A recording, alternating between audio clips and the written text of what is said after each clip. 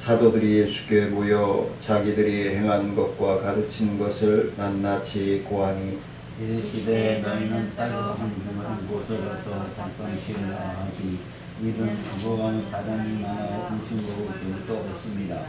이에 배를 타고 따로 한적한 곳에 갈새 그들이 가는 곳에서도 많은 사람들이 그들인 줄 알지라 모든 도울로부터 도보로 그곳이 갈려야 그들보다 늦춰갔더라. 예수께서 나오사 큰 무리를 보시고 그 목자 없는 양 같으므로 인하여 불쌍히 여기사 이에 여러 가지로 가르치더라. 내가 정령함에 제자들이 예수께 나와 어찌 이것은 이들의 마음이 전거라니 무리를 보내어 두루 촌과 마을로 가서 무엇을 사 먹게 하옵소서. 대답하여 이르시되 너희가 먹었으라 하시니 우리가 가서 입에 대나무로 떡을 사다 먹으리까. 이르시되 너희가 너희에게 떡 몇 개나 있는지 가서 보라 하시니 알아보고 이르되 떡 5개와 물고기 2마리가 있더이다 하거늘 제자들에게 나와서 모든 사람에게 이런 좋은 잔치를 앉게 하시고 때로 100명씩 또는 50명씩 앉은지라. 예수께서 떡 5개와 물고기 2마리 가지다 아니를 우리는 축사하시고 떡을 떼어 잡은 사람들에게 나누기 주게 하시고 또 물고기 2마리 모든 사람에게 나누심에 다 배불리 먹고 남은 떡 저것과 물고기를 12 거두었으며 떡을 먹은 남자는 5,000명이었더라. 은혜로우신 아버지 하나님, 참으로 혼돈하고 공허하며 불안과 초조와 공포로 온 세계가 떨고 있는 이때에 주님의 놀라운 믿음의 기적, 말씀과 성령의 역사하심에 따른 순종이 곧 기적을 낳고 그 기적은 하나님의 역사를 완성하는 통로가 되어줄 줄 믿사오니 오늘도 주실 말씀을 통해서 우리가 살아가며 하나님과 호흡하며 감사와 감격함의 잔치가 되어질 수 있도록 인도하여 주옵소서. 이 시간에도 병상에 있는 심령들, 코로나19로 인해서 고통당하는 심령들을 치료하며 돌보고 봉사하며 헌신하는 의료진들과 봉사자들을 위해 또한 환자들의 가족들 위해 주의 위로와 평안이 함께 하시기를 원하옵고 갈급하며 사모하며 예수님의 이름으로 기도드리옵나이다. 이제 우리나라도 4월 15일이면 국회의원 선거가 있습니다. 그래서 각 정당이 자기네 정당 수를 늘고자 가진 꾀를 쓰고 가진 작전들을 쓰고 있습니다. 그런데 오늘 말씀을 함께 묵상하며 나누며 나아가고자 하는 그 첫째 주제가 참 리더자가 참으로 하나님이 기뻐하시고 그리고 그 지역에서 하나의 미랄이 되어질 수 있는 그리고 나라의 썩어져서 밀 아래 풍성함을 채울 수 있는 일꾼들이 필요한 시대. 그 일꾼들을 우리는 뭐라 얘기할 수 있습니까? 모든 일을 자기가 말한 모든 내용들을 책임질 수 있는 일꾼. 자기들이 공약하고 자기들이 약속한 것을 책임지고 실천할 수 있는, 자기의 희생이 따라도 자기가 욕을 먹어도 실천할 수 있는 그러한 책임감 있는 일꾼이 필요하다. 그래서 지난 주간에 몇 명의 후보자들을 만났습니다만 제가 만났을 때도 그랬지만 제발 그 지역을 위해서 나라를 위해서 하나의 미랄이 되어 주십시오. 살려고 하지 말고 그 지역을 위해서, 나라를 위해서 죽으려고 하는 일꾼이 되십시오. 그러면 당선됩니다. 네, 그리고 돌아와서 집에 가서도 페이스북에다가 지역의 일꾼이 되고 나라의 미랄이 되어서서 꼭 칭찬받는 정치인이 되십시오. 그런 페이스북에다가 글을 올렸는데, 이런 우리가 살아가고 있는 이 신분 상승 시대를 살아가고 있는 이 시대에 도덕적인 의무를 버리고 사리사욕에 취하여 살아가는 많은 리더자들이 있다는 것입니다. 자기들이 스타가 되려고 그러고 자기들이 그 공을 가로채려고 하고, 다른 밑에 직원들이나 이런 사람들이 직장에도 그래요. 직장에도 보면은 밑에 직원들 진짜 손 터지고 머리 터지도록 일해놓은 것들, 나쁜 사람들은 싹 가로채요. 근데 참다운 리더자들은 뭐예요? 아니요, 우리 부서에 직원들이 있었기 때문에 그걸 할 수 있었습니다 라고 공을 직원들에게 돌릴 줄 압니다. 다른 사람은 어찌 되든 말든 나만 살면 되고 나만 성공하면 되고 한다는 잘못된 생각이 이 나라를 힘들게 하고 세계를 힘들게 하고 있습니다. 오늘 말씀은 리더가 갖추어야 할 덕목에 관한 말씀을 기록하고 있습니다. 오늘 말씀을 통해서 500여의 기적, 5,000명을 먹이신 여러 가지 주제로 말씀을 나눌 수 있겠지만 선거를 앞두고 있기 때문에 저는 참다운 리더십, 그 리더자들이 갖추어야 될 덕목을 좀 함께 나누고자 합니다. 우리가 이 시대에 늘 책임감 있는 일꾼과 책임감 있는 소명의식을 가지고 감당해 나가는 그런 나라가 되어진다면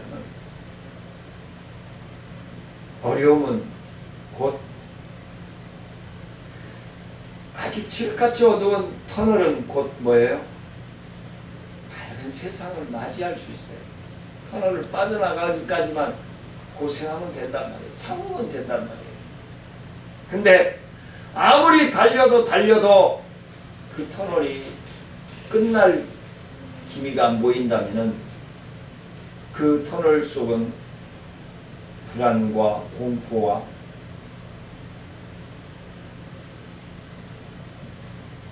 터널이 되어버리고 말 것입니다.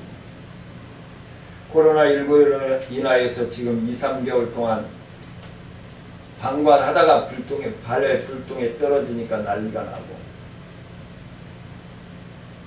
어수선한 시기를 살아가면서 또 국회의원 선거가 눈앞에 다가오고 있습니다. 진정 이번에는 정당을 떠나서 누가 이 지역의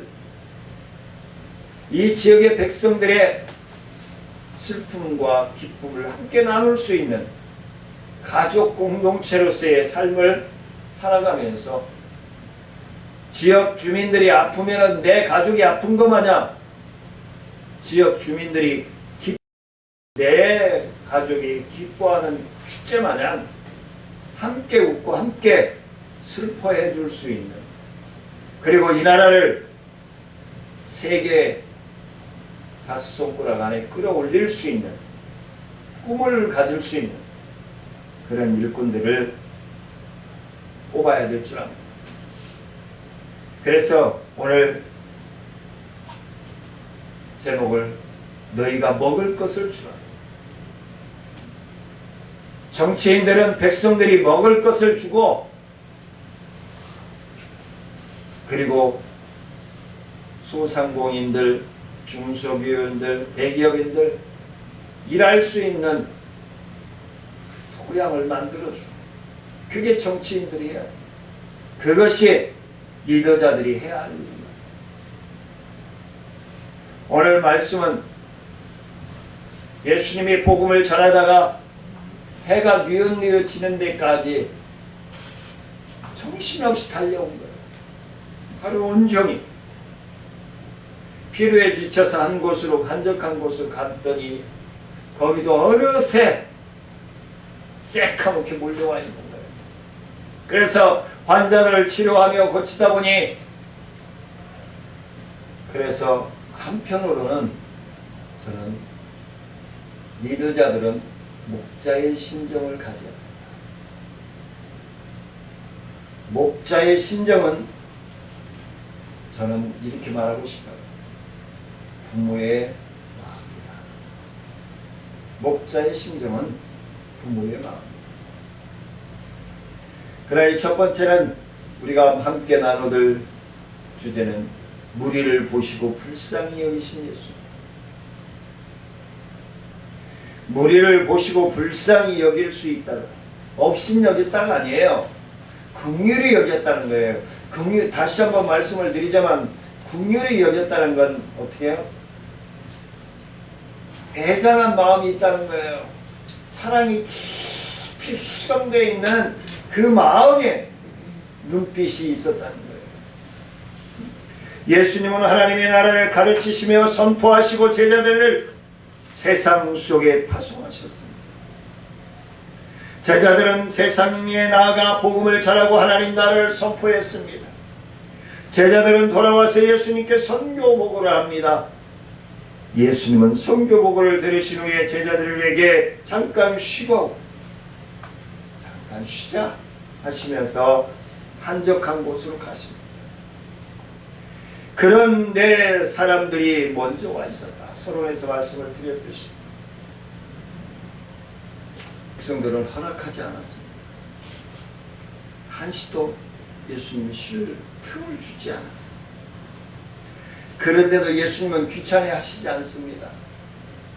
모든 백성들을 긍휼하신 시선으로 바라보면서 그들의 아픔을 싸매어주고 치료해주고 말씀합니다.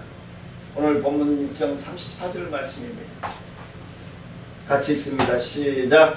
예수께서 나오사 큰 무리를 보시고 그 목자 없는 양 같음으로 인하여 불쌍히 여기사 이에 여러 가지로 가르치시더라. 여러 가지로 가르치시더라. 예수님은 휴식보다는 불쌍한 무리들을 더 심각하게 더 중요시 여기셨다. 예수님은 그들이 목자 없는 양 같다고 말씀을 합니다. 목자가 없는 양은 뭐죠? 부모 없는 고아를 얘기합니다.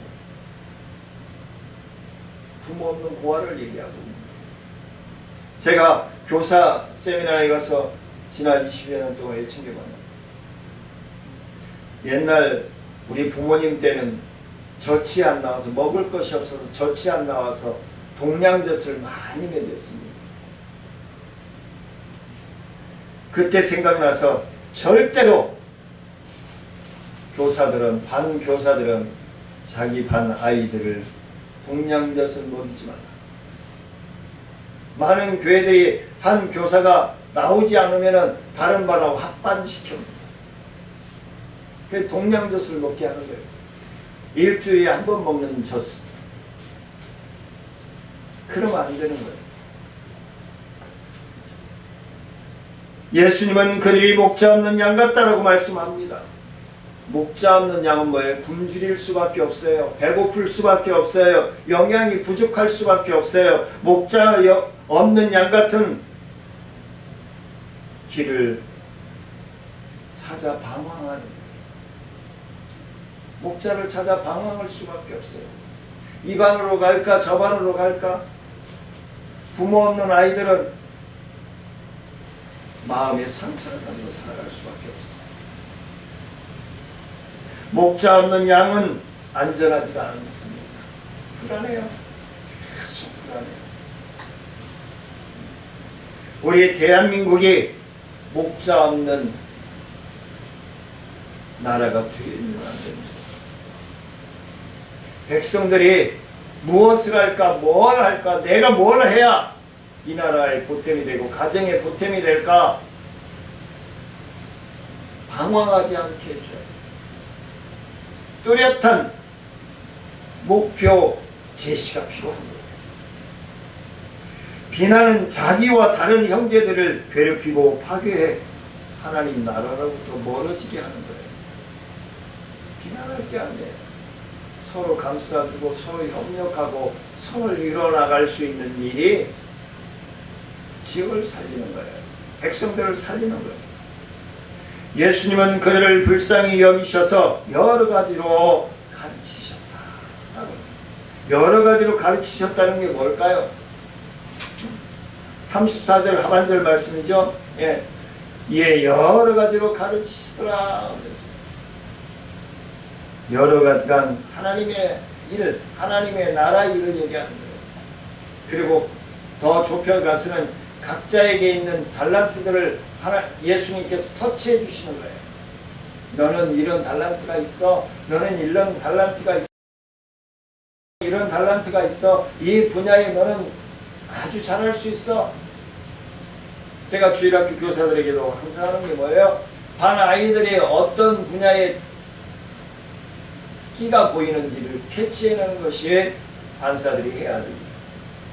어떤 아이들은 미술을 잘하면 미술 쪽에 클래스 동아리 활동을 하게 하고, 어떤 아이들은 영어를 잘하면 영어 동아리에 넣어서 하게 하고, 어떤 아이들은 운동을 좋아하면 운동 파트에 넣어서 동아리 활동을 하게 하고. 리더자는 그게 필요한 거예요. 구청 직원들은 제가 회의 진행하는 걸 보고 만족해하고 너무너무 깔끔하고 좋다고 했다고. 근데 반대적으로 뭐예요? 정신과 센터에서는 삐진 거예요. 그는 보는 시각에 따라 다른 거예요. 그들은 영적으로 무지해 예수님의 말씀을 알아듣지를 못했어요. 그러니까 여러 가지 예를 들고 시련을 들고 비유를 들고 예수님이 설명을 해주는 거예요. 무엇을 위해 사는 것이 가치 있고 의미가 있는지를 우리는 바로 캐치를 해야 돼요. 말씀을 듣는 것으로 끝나면 그냥 끝나는 것이 아니라 말씀을 들으면서 주님께서 나에게 무엇을 원하시고 내가 무엇을 해야 주님이 기뻐하실지를 우리는 캐치해야 돼요. 가정의 자녀들은 부모님이 자녀들이 입장에서 내가 무엇을 해야 우리 부모님이 기뻐하실까? 그거 생각합니다. 부모님들은 내가 어떻게 부부 생활을 잘하고 어떻게 아이들과 자녀들과 부부와 대화를 해나가야 우리 아이들이 나를 존경하고 잘 따라서 행복한 가정을 모방할 수 있을까? 그런 꿈을 줄 수 있는 가정, 꿈을 심어줄 수 있고 꿈을 찾을 수 있는 목표심을 심어주는 것이 바로 리더자들이 해야 할 일. 예수님은 이런 그들의 영적인 무지를 깨우쳐 주고자 여러 가지 말씀을 가르치셨다라고 기록하고 있습니다. 예수님의 말씀이 없어 희망이 없는 그들에게 비전을 심어주신 것입니다. 예수님은 그들에게 믿음과 소망과 사랑을 가르치셨습니다. 그리고 기도를 가르쳤습니다. 그리고 기도하게 하셨습니다. 우리는 나보다 어렵고 나보다 힘든 사람들을 불쌍히 여기고 긍휼히 여길 수 있는 참 사랑하는 마음을 품고 살아가는 저와 여러분들이 되시기를 원합니다. 두 번째는 너희가 먹이라고 하신 예수님. 예수님이 제자들에게 먹이라고 말씀하십니다. 마가복음 6장 35절 말씀입니다. 시작. 때가 저물어 가매 제자들이 예수께 나와 여짜오되 이곳은 빈들이요 날도 저물어 가니. 이 얘기는 뭐예요? 이곳은 주택가가 아닙니다. 상가도 아닙니다. 마트도 없습니다. 벌판입니다. 이런 곳에서 어떻게 먹을 것을 찾으라고 하십니까? 이 말이잖아요. 제자들이. 이곳은 편의점도 없습니다. 마트도 없습니다. 시장도 없습니다. 주택가도 없어요. 벌판이에요. 이런 곳에서 어떻게 먹을 것을 찾으라고 하시는 것입니까? 우리가 200데나리온을 들여서 어떻게 하리까?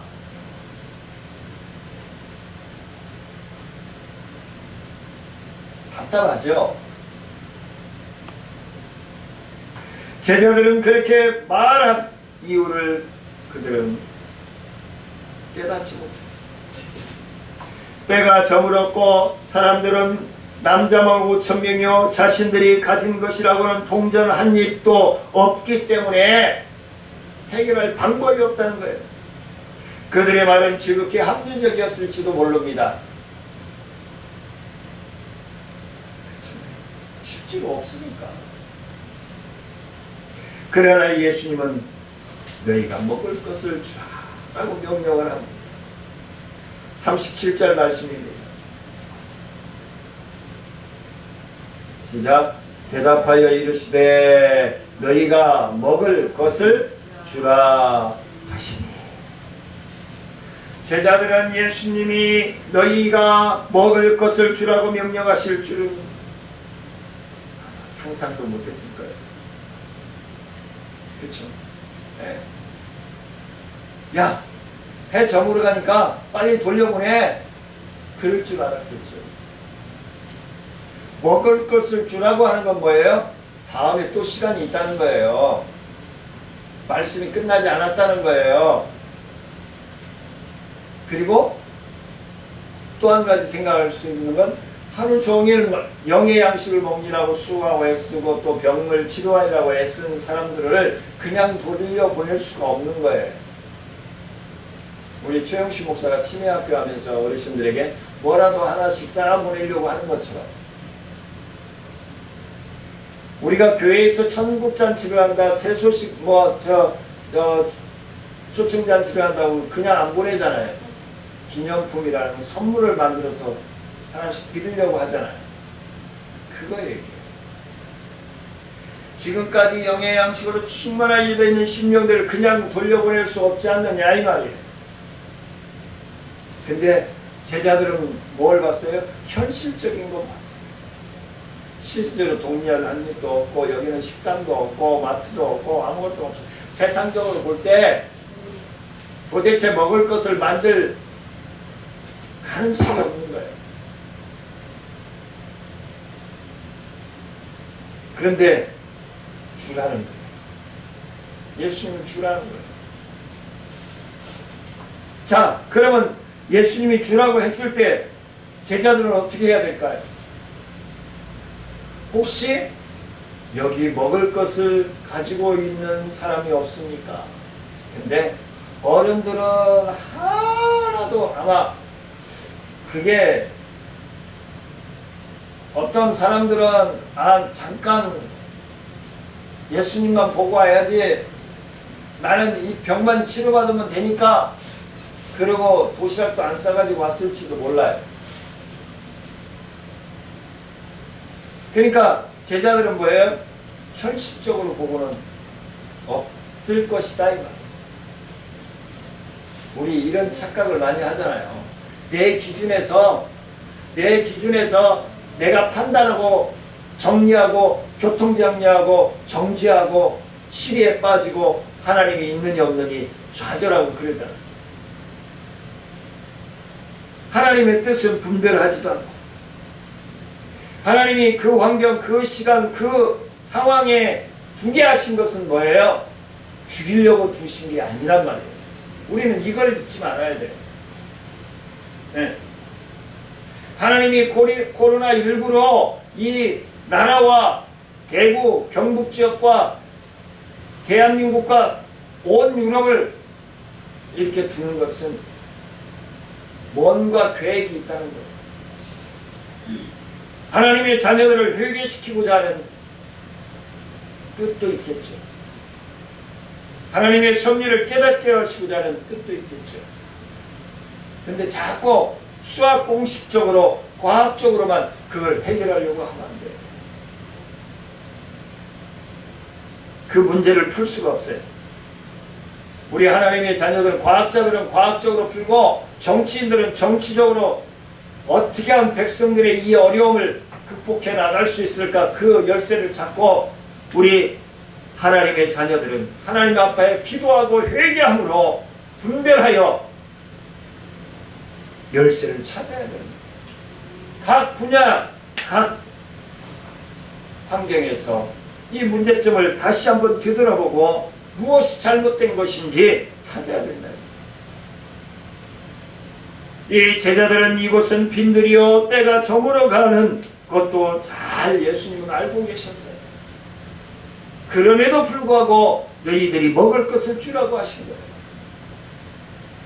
예수님과 제자들은 차이점이 무엇이 있어요? 예수님의 시각과 제자들의 시각의 차이가 뭐예요? 제자들은 현실주의자였고 자신들의 처지를 보았고 그들은 환경의 배후에 일하시는 주님을 보지 못했다는 거예요. 그랬을 때 그들은 도저히 먹일 수 없었습니다. 그러나 똑같은 상황과 사건 속에서 주님을 바라보며 나아갈 때 상황은 달라질 수 있음을 우리는 깨달아야 합니다. 예수님은 제자들을 시대의 상황을 넘어 그 시대를 섬기려는 리더자로 키우고자 하셨다는 거예요. 지도자의 덕목이 무엇일까요? 서론에서 말씀을 드렸듯이 지도자의 덕목은 책임감입니다. 첫 번째, 책임감입니다.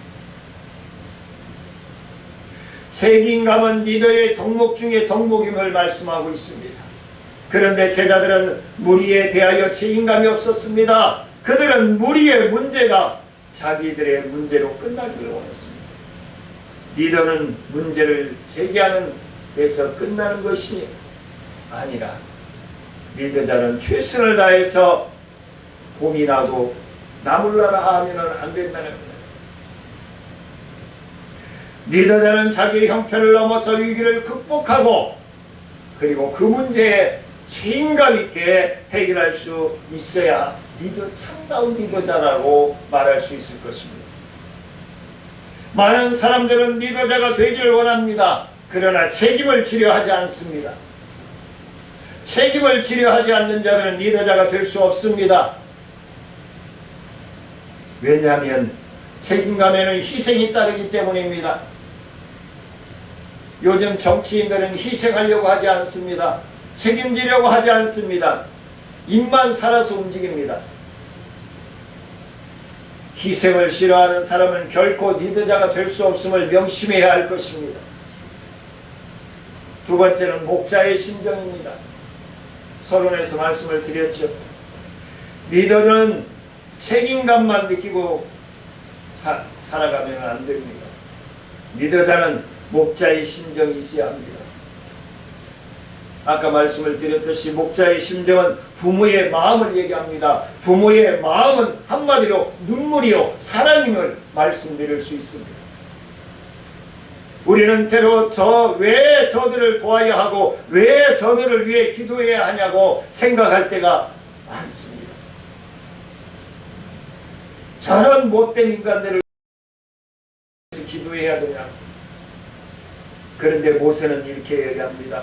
모세는 말을 잘 듣지 않는 백성들로 인해서 속이 상하자 하나님께 뭐라고 얘기합니까?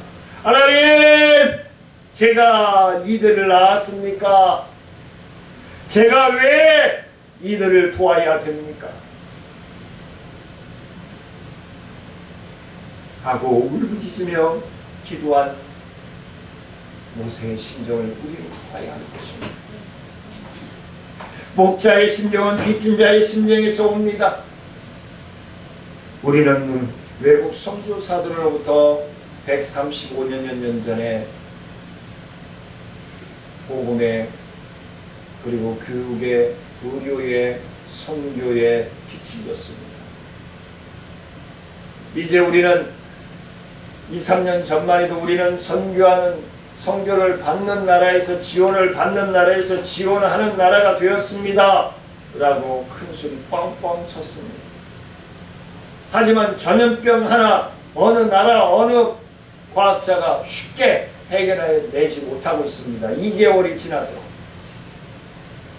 그게 인간입니다. 그게 과학입니다. 그게 정치입니다. 누구 하나 내 가족처럼, 내 가족이 아파하고 내 가족이 고통스러워하는데 책임지고 감당하려고 하지 않습니다. 좀 좋아지면 지공이라고 얘기하고, 또 안 좋아지니까 또 남이 탓하고. 이건 부모의 마음이 아닙니다.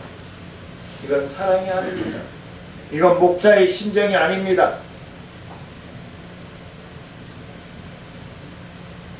이것은 의무 이전의 문제입니다.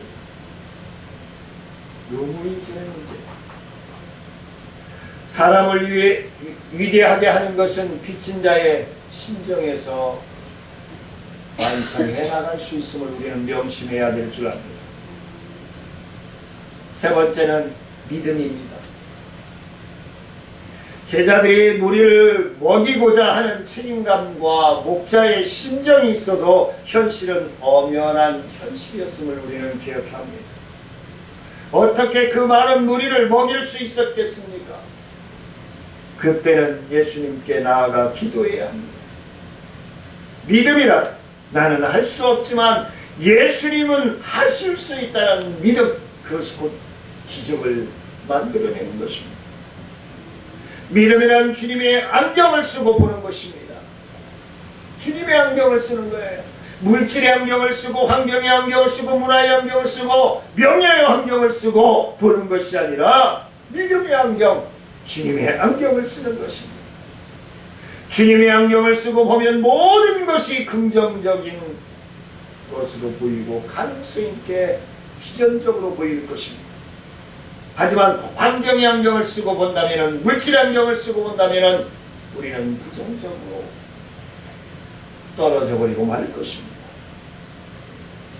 매사에 긍정적인 생각이 우리를 행복하게 만드는 줄 믿으시길 원합니다. 마지막으로 세 번째는 감사의 기도를 하신 예수님.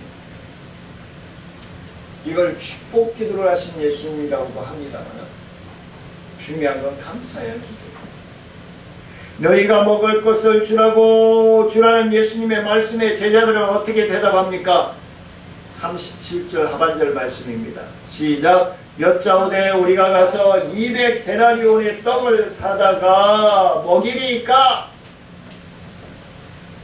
200데나리온은 장정이 7개월 동안 먹지 않고 모아야 할 돈입니다.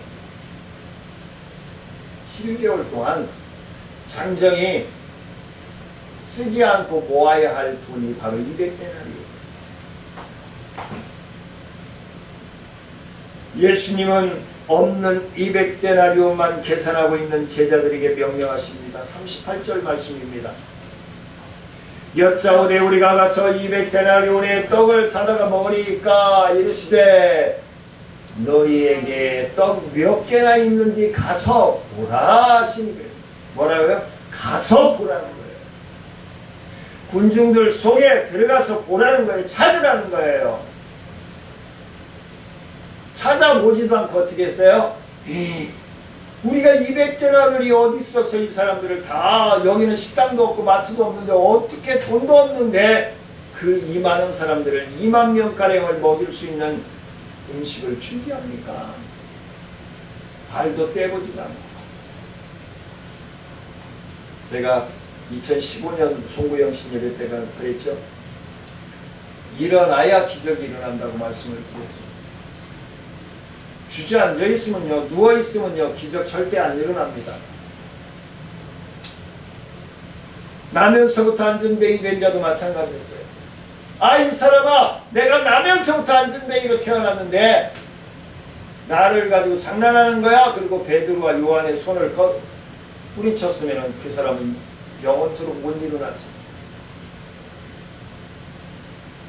눈먼 자에게 침을 뱉어 진흙을 발라 눈에 바르고 실로암 못에 가서 실수를 했을 때 아이 더럽게 흑진이야. 그리고 순종 안 했으면 기적은 안 일어났습니다. 일어나서 행동할 때 기적은 일어나는 것입니다. 예수님은 앉아 부정적인 생각만 하고 있는 제자들에게 떡 몇 개나 있는지 가서 보라 라고 말씀을 하고 있는 것입니다. 생각만 하지 말고 가서 보라는 것입니다. 찾으라는 것입니다. 두드리라는 것입니다. 구하라는 것입니다. 목자는 앉아서 계산만 하고 있는 것이 목자가 아님을 말씀하고 있습니다.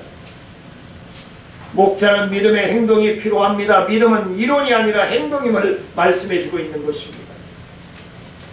제자들은 가서 알아보았습니다. 그들은 보리떡 5개와 물고기 2마리를 들고 어린아이를 발견한 것입니다. 어른들은 내놓지 않았습니다.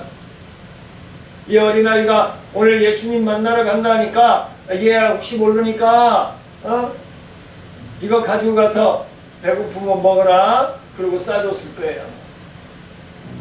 어린이가 먹기에 합당한 양일 거예요. 그 어린이를 발견하고 예수님께 데리고 나왔습니다.